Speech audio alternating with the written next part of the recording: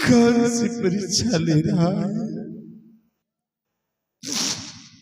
आज 3 दिन हो गए, किसी ने एक टुकड़ा रोटी तक मुझे नहीं दिया। लोग देखते हैं तब मोड़ लेते हैं। कहाँ जाऊं? चलो किसी बस्ती की तरफ, किसी से फरियाद करूं, शायद किसी पे रहम आ जाए और एक टुकड़ा रोटी मुझे दे दे।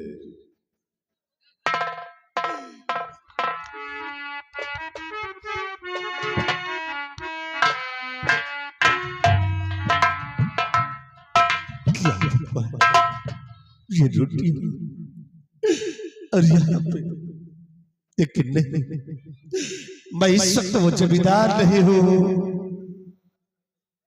मैं तो इस वक्त एक कली का धूल हो गया हूँ। अब किसी न किसी तरह मैं अपना निवाला इसे चरण बनाऊंगा।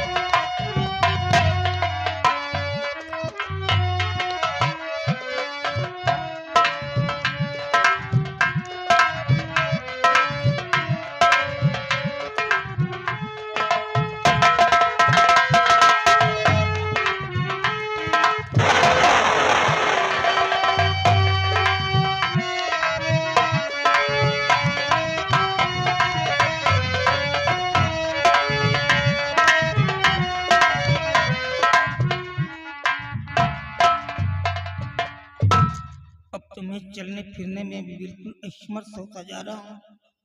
मेरे पैर भी जवाब दे रहे हैं, चल भी नहीं पा रहा हूँ।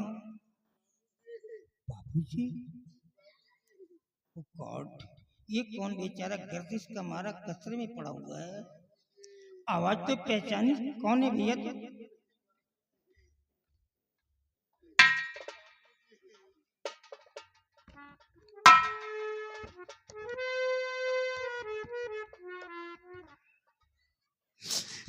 ये मेरा बेटा, ये हालत किस काम की है? ये करोड़ों की जायदाद मेरी, इतने बड़े जमींदार का बेटा यहाँ कचरे में मर रहा है। उड़ जा।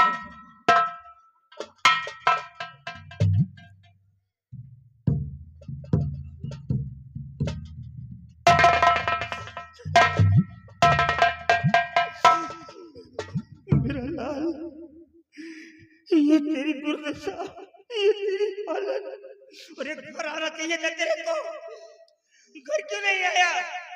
कितने दिनों से मैं भटक रहा हूँ। फूटी रोटियों को मुंह चुका करके खा रहा है। बाबूजी, देखिए बाबूजी, क्या हालत मेरी हो गई।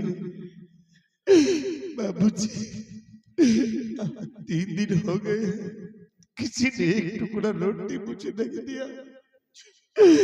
भूखों से तड़प रहा हूँ। आप तो मेरे पिता हैं, कम से कम आप तो मेरी हालत पे तरस खाओ। अरे एक टुकड़ा रोटी मुझे दे दो बाबूजी। भगवान किस जन्म का बदला ले रहा है? मेरा जवान बेटा भूखा प्यासा तड़प रहा है। मैं खिलाऊंगा बेटा, खिलाऊंगा, पिलाऊंगा, नहलाऊंगा, धुलाऊंगा। जब तक जिंदा रहूंगा मैं तेरी सेवा करूंगा। अच्छा हो बुरा है तो मेरा बेटा, तेरी परवरिश किया है बेटा। मैं तेरा जन्मदाता पिता हूँ। मैं अपने लगते जिगर को इस हालत में कैसे छोड़ सकता हूँ?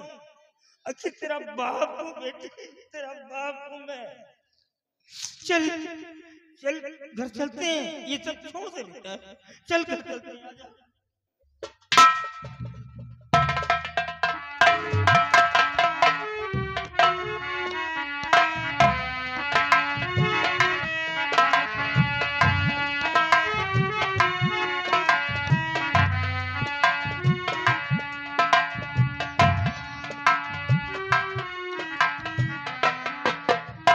सिपाही जी ठाकुर साहब, मेरी बेटी रेखा को बुला कर अभी लाओ। बुला। बेटी रेखा, हाँ बाबूजी। ये बताओ कि उस बच्चे की तबीयत कैसी है? बाबूजी उस लड़के की तबीयत बिल्कुल ठीक है। ठीक है। हाँ बाबूजी। जरा उस लड़के को बुला कर ठीक लाओ, है। जल्दी जाओ।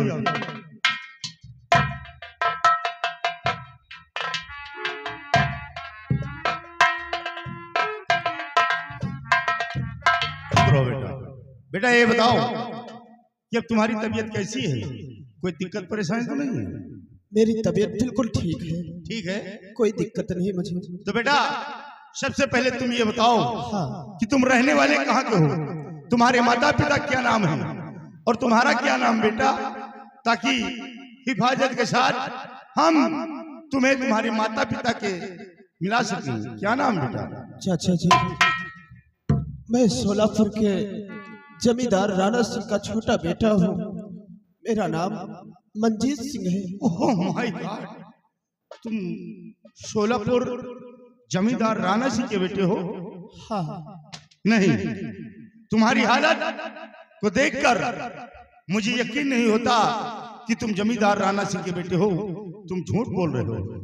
मैं सच कह रहा हूँ, मैं जमींदार राणा सिंह का बेटा हूँ। बेटा अगर तुम जमींदार राणा सिंह के बेटे हो, तुम्हें कौन नहीं जानता है? अरे कई प्रांतों में उनका नाम चलता है और वो गरीबों के बहुत बड़े मसीहा हैं। गरीबों के आंखों में कभी आंसू नहीं देख पाते बेटा। मैं उन्हें भली भांति जानता और पहचानता हूँ। तुम घबराओ नहीं, हम तुम्हारे माता पिता से तुम्हें जरूर मिलाएंगे। ठीक है बेटी रेखा, बेटी तुम चल करके अपने कमरे में आराम करो। और आज काफी दिन हो गया राणा साहब से मेरी मुलाकात नहीं। कम से कम इसी बहाने हम इस बच्चे को राणा साहब से मिलाकर और उनसे मिलकर मैं बहुत जल्द लौटूंगा। बाबूजी, अगर आपकी इजाजत हो तो मंजीत के घर में भी आपके साथ चलूं। नहीं बेटे, तुम वहां नहीं जाओगे, क्योंकि तुम एक लड़की जात हो और फिर एक जमींदार जसवंत सिंह की इज्जत हो बेटी। वहां पर तुम्हें लोग देखेंगे तो मुझे क्या कहेंगे, इसलिए तुम वहां नहीं जाओगी।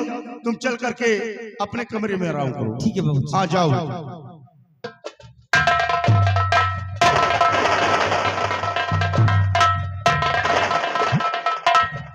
किसमें वो ताकत है, किसमें वो ताकत है, किसमें वो हिम्मत है? मंजीत के घर जाने से मुझे कौन रोकेगा? मंजीत के घर मैं जाऊंगी, मैं जाऊंगी, मैं जाऊंगी। या भगवान, आज मेरी बेटी को क्या हो गया? इसकी आवाज कैसे बदल गई? इतनी भयानक और बुलंद आवाज तो मैं जिंदगी में पहली बार सुन रहा। और इसकी आवाज को सुनकर न जाने क्यों मुझे डर लगने लगा है। बेटी रेखा, तू चलना चाहती है? अरे तुझमें नाराज होने की क्या बात है? जब तेरी इच्छा है तो चल, तू भी मेरे साथ। हम इन्हें इनके माता पिता से मिलाकर वापस आते हैं।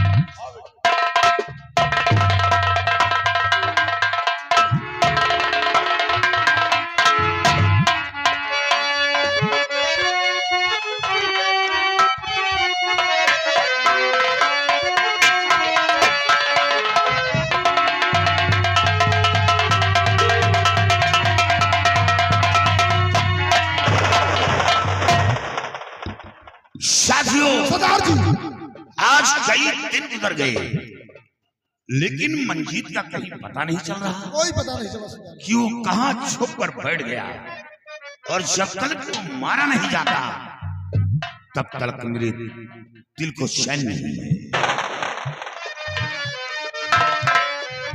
हर उठा हाँ बंदूक लो मेरे वीर जवान, और पता करो मंजीत का शोलापुर दरमियान।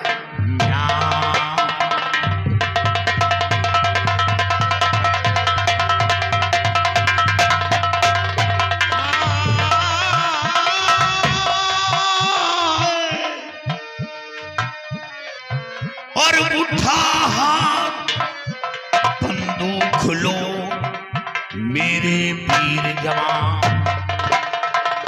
उठा हाथ बंदूक लो मेरे वीर जवान, और पता करो मंजीत का शोलापुर दरमियान।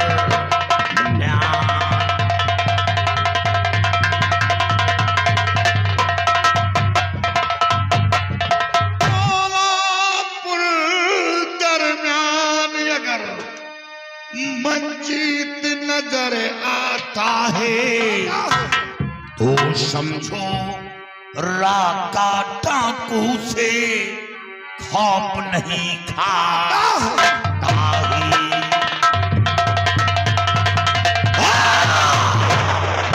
तो समझो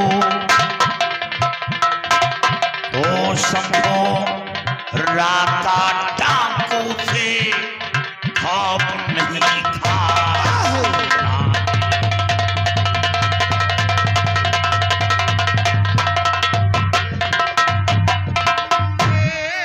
मेरी नजर से बच जाए, ये मेरी नजर से बच जाए, वो शत्रु ना दिखलाता है, और जिसको दिल से ठान लिया वो बसर न बता।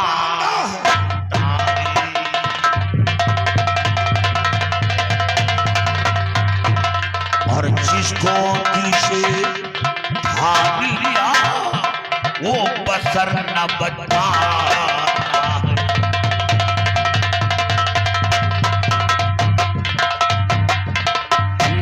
तेरी जरा लगाओ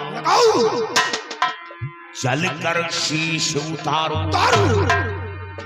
राणा के महल में जाऊं और बिना लिए बदला पहना का चैन दिल को पाऊं। साथियों, आज हम शोलापुर गांव फिर चलेंगे। बहुत अच्छी बात, क्योंकि मंजीत का मरना बहुत जरूरी है। बहुत जरूरी है। जब तक वो मारा नहीं जाता मेरे रास्ते का कांटा है, कांटा और हाँ, कांटे को साफ करना बहुत जरूरी है।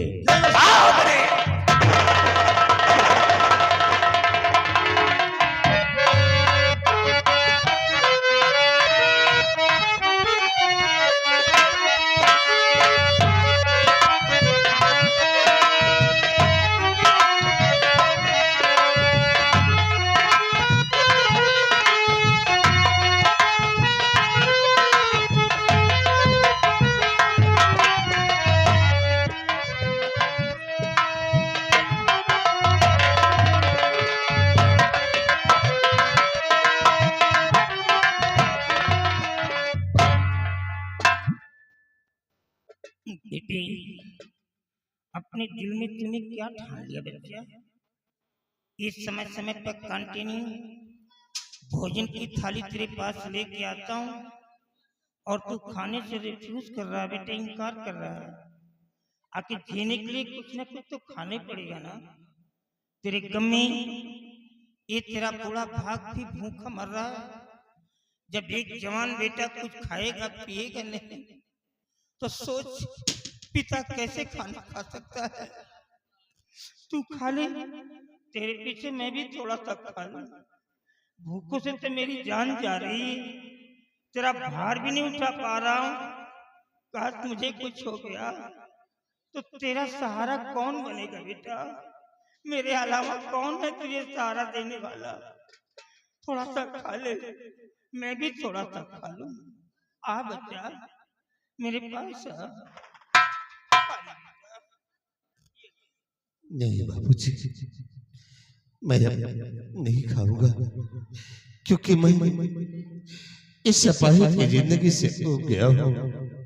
बाबूजी, अगर इसके बदले में आपको कुछ देना है तो अपने हाथों से मुझे जहर दे दो बाबूजी। जहर मांगता है, अपने बाप से जहर मांगता है। जहर देने के लिए पैदा किया है तेरे को। हमेशा समझाता रहा कि देख बच्चा, गरीबों को परेशान मत कर। ये बेचारे मेहनत की खाते हैं, मेहनत से काम करते हैं, ईमानदारी से जीते हैं, अपना खून पसीना बहा करके धरती माँ का सीना फाड़ करके अनाज उत्पन्न करते हैं, और उसी में देश की भूखमरी मिटती है। कोई जमीन को एग्रीमेंट करा लेने से जमींदार नहीं बन जाता है। अरे जमींदारी तो गरीबों से चलती है, गरीबों से चलती है। लेकिन अगर यही गरीब लोग अपने आप पर आ जाए तो एक ही ठोकर से अच्छे अच्छे जमींदारों के मस्तक से अमीरी की लकीर खींच करके बाहर कर देवे, जैसा कि आज मेरा हो गया है ये हाल। इस प्रदेश का अकेला जमींदार हूं मैं, कूड़े का घाट बन गया हूं मैं। कोई चेहरा तक नहीं देखता, मुंह फेर लेते हैं। ये हालत हो गई है मेरी। खा ले बेटा, जो कुछ हुआ उसे भूल जा, खा ले। बाबूजी, आप बहुत आसानी से कह दिया कि जो कुछ हुआ मैं भूल जाऊं। देखिए किस हालात में जी रहा हूं, और आप कहते हैं मैं भूल जाऊं।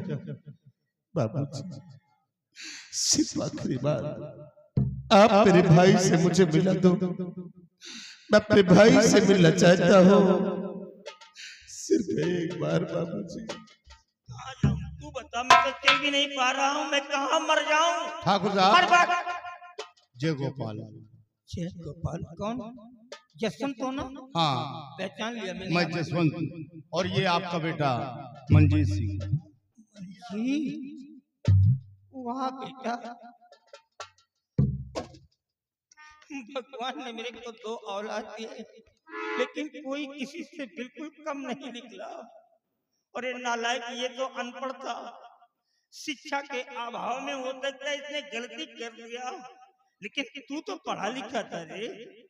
इतना पैसा खर्च करके मैंने बर्बाद करके तेरे को पढ़ाया लिखाया, विदेशों में भेजा, इसीलिए कि एक दिन उसी पिता को अकेला छोड़ करके चला जाएगा।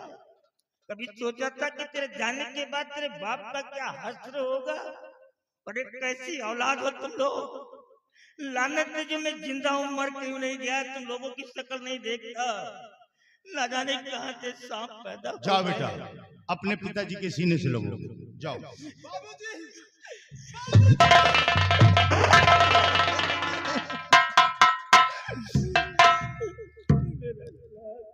कहाँ चला गया था रे तू?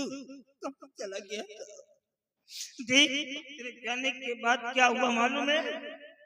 यहाँ पे राका डाकू आ गया, बहुत बड़ी गैंग को लेकर के आ गया। तेरी माँ को मार डाला बेटा, मेरे सामने तेरी माँ को शूट कर दिया। और देख तेरे भाई की क्या हालत कर दिया है, इसके दोनों हाथ को काट दिया। ये बाहर चला गया था, कचरे में पड़ा था, झूठी रोटियों को मुंह से उठा करके खा रहा था, मैं पकड़ करके लाया हूँ। आज 3 दिन से कहता हूँ कि बेटे खा ले, लेकिन नालायक ये खाने से इनकार कर रहा है। देख बेटा, ये तेरा बड़ा भाई है, इल्डर ब्रदर है, और इल्डर नहीं तेरा रियल ब्रदर है, तेरा सगा भाई है। अगर तू कहेगा तो तेरा कहना जरूर मानेगा। खिला दे बच्चा, मैं भी थोड़ा सा खा लूं, बहुत भूख लगी। बाबूजी, राका ने जो कुछ भी किया वो ठीक किया। बाबूजी, आप इसको मेरा बड़ा भाई कहते हैं, ये भाई नहीं है बल्कि एक कसाई है बाबूजी। तुम्हें नहीं मालूम, आपके और मेरे जाने के बाद इन्होंने मेरी प्रिय के साथ जानते हो क्या किया? माँ बेटे ने मिलकर, तुम्हें कुछ भी नहीं मालूम। हाँ बाबूजी, क्या किया है? तुम्हें क्या मालूम बाबूजी? ये है खूनी पिताजी प्रिया का मेरे, ये है खूनी पिताजी प्रिया का मेरे, लूट यसवती लिया पाजी बकार में।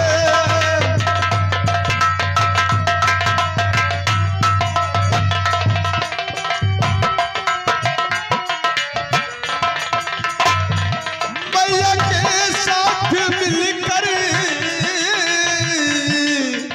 दफना बाबूजी, मैया के साथ मिलकर दफना दिया, क्या सितम कर दिया बाजी मक्कारी ने।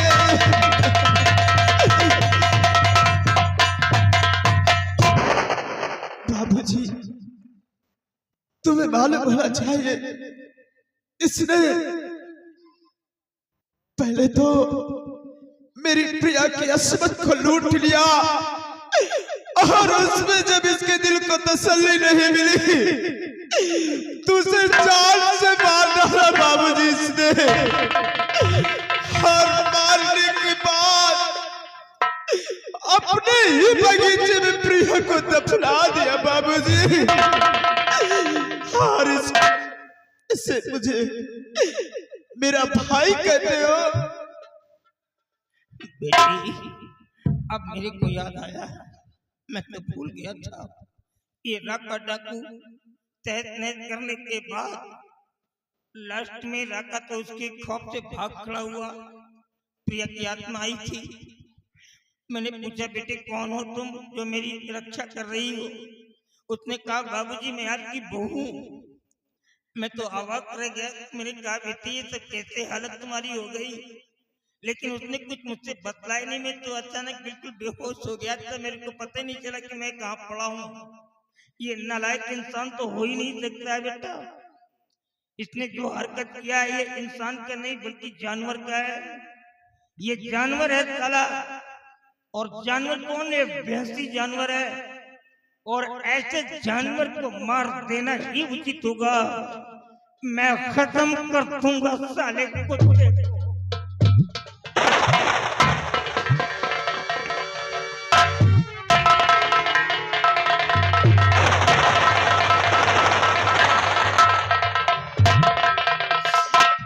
मंत्री, अगर तू मेरा असल बेटा है तो छोड़ दे इस स्वॉर्ड को, इस तलवार को छोड़ दे। मैं इसका शीश उतार लूंगा, इसे जिंदा नहीं छोड़ूंगा। सब कुछ छीन लिया इसने मेरा। और बाबूजी, अगर आप मुझे अपना असल बेटा मानते हो तो छोड़ दो शमशीर को। अरे बाबूजी, जरा इसकी तरफ नजरें उठा कर देखो। ये खुद अपनी मौत से मर रहा है और आप इसे अपने हाथों से मारने जा रहे हो। अगर आप इसे मार दोगे तो आप खुद ही पाप के भागी बन जाओगे बाबूजी। वाह बेटा वाह, जिसने तेरी पत्नी की इज्जत को लूट करके बेरहमी के साथ मार डाला हो और ले जाकर के ग्रेयार में पहुंचा दिया हो, आज उसकी जान बचा रहा है। बेटे ये तू नहीं बोल रहा है, ये तेरे बॉडी में जो राना का ब्लड सर्कुलेशन कर रहा है, ये जो राना का रुधिर है वो रुधिर बोल रहा है। राना का खून कभी इतना गंदा नहीं हो सकता है। तू मेरा बेटा है।